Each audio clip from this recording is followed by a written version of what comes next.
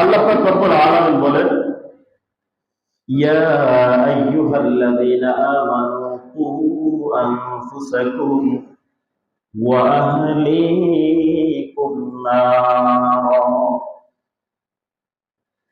আল্লাহ পাক রব্বুল আলামিন জানায় দেন, দুনিয়ার মানুষ, ও বান্দার, মুত্তাকি পরহেজগার আল্লাহর বান্দারা,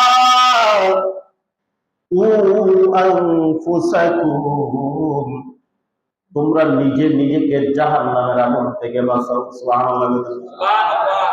আল্লাহ বলেন, কু আনফুসাকুম ওয়া আহলিকুম নার, তোমরা নিজেরা জাহান্নামের আগুন থেকে বাঁচো এবং তোমাদের পরিবার আহাল যারা আছে, অধীনস্থ যারা আছে, পরিবার পরিজনকে ওই জাহান্নামের আগুন থেকে রক্ষা করো, জাহান্নামের আগুন থেকে বাঁচাও। সুবহানাল্লাহ।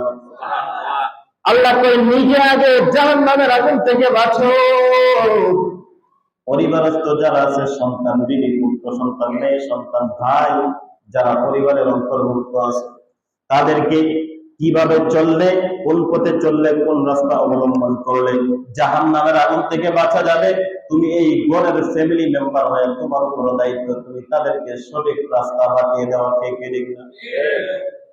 আল্লাহ কই, নিজে আগে জাহান্নামের আগুন থেকে বাঁচো। জাহান্নামের আগুন থেকে কিভাবে বাঁচা যাবে আল্লাহ পাক এই পদ্ধতি বর্ণনা করে দিয়েছেন। ঠিক না? এই জাহান্নাম থেকে বাঁচার জন্য আল্লাহ পাক রব্বুল আলামিন বাবা আদম থেকে শেষ নবী মুহাম্মদ রাসূলুল্লাহ পর্যন্ত আল্লাহ পাক অসংখ্য নবী, রাসূল, অসংখ্য কিতাব আল্লাহ পাক দুনিয়ার জমিনে প্রেরণ করেছেন। একটাই মাত্র উদ্দেশ্য, বান্দা তাওহীদের কালিমার স্বীকারোক্তি দিবে, তাওহীদ জানবে, আল্লাহ পাকের একত্ববাদের স্বীকারোক্তি দিবে, একমাত্র আল্লাহ পাক রব্বুল আলামিনের ইবাদত বندگی করবে।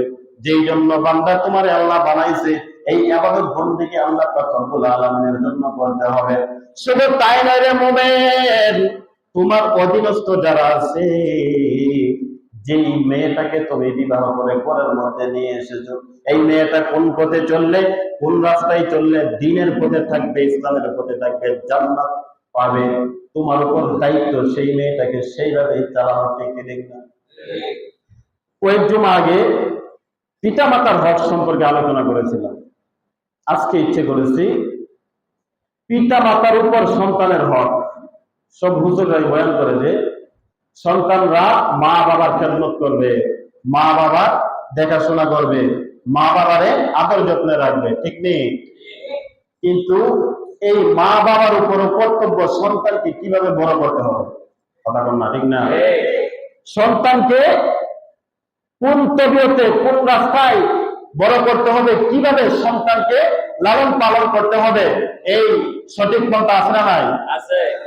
আজকে দেখবেন সমাজের মধ্যে অনেক মানুষ হয়ে বলে, হুজুর ছেলেটা দুষ্ট হয়ে গেছে, অসৎ পথে চলাফেরা করে, এলাকার লম্পট পোলাপানের সাথে উঠা বসা করে, নেশার মধ্যে জড়িয়ে গেছে,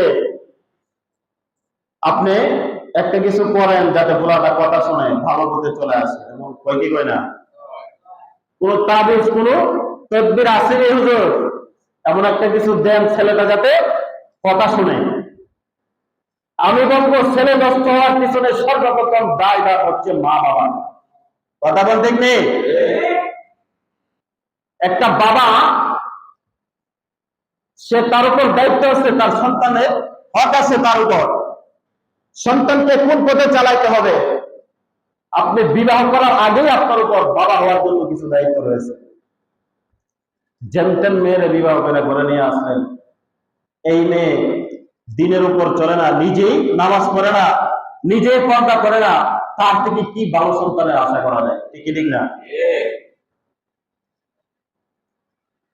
এই জন্য ভাইয়েরা আমার, যুবকদেরকে উদ্দেশ্য করে বলবো, যারা এখনো বিবাহ করো নাই, আল্লাহ রাসূল সাল্লাল্লাহু আলাইহি সাল্লাম কোন শ্রেণীর মেয়েদেরকে বিবাহ করবা, কোন শ্রেণীর মেয়ে ঘরে আনলে পরে শান্তি আসবে, সুখ আসবে, আল্লাহ রাসূল সাল্লাল্লাহু আলাইহি সাল্লাম বর্ণনা করে দিয়েছেন। আজকে আমাদের দৃষ্টিভঙ্গি এমন হয়ে গেছে, মেয়ে দেখতে যাওয়ার আগে খোঁজ খবর যে মেয়ে সুন্দর নেই, মেয়ের চামড়ার রং সুন্দর নেই, টাকা পয়সা আছে না বেশি,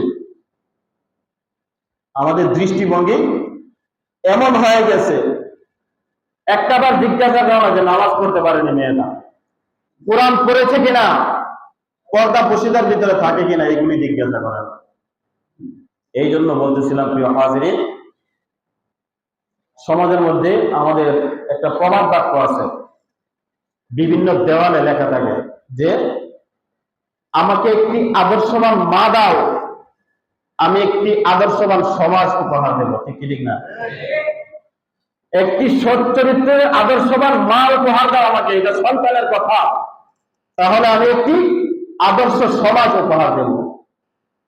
আসলে বাস্তব, যে গাছ, ওই গাছ থেকে এমন ফলিত বের হবে। ঠিক কি ঠিক না? কথা আছে না, গাছ যেমন ফল তেমন। গাছ যদি আগাছা হয়, হ্যাঁ, ফল কি ভালো হবে? ভালো হবে না। এই জন্য আল্লাহ রাসূল বলেন, যুবকের দল, তোমরা বিবাহ করবা, কোন শ্রেণীর মেয়েকে বিবাহ করবা?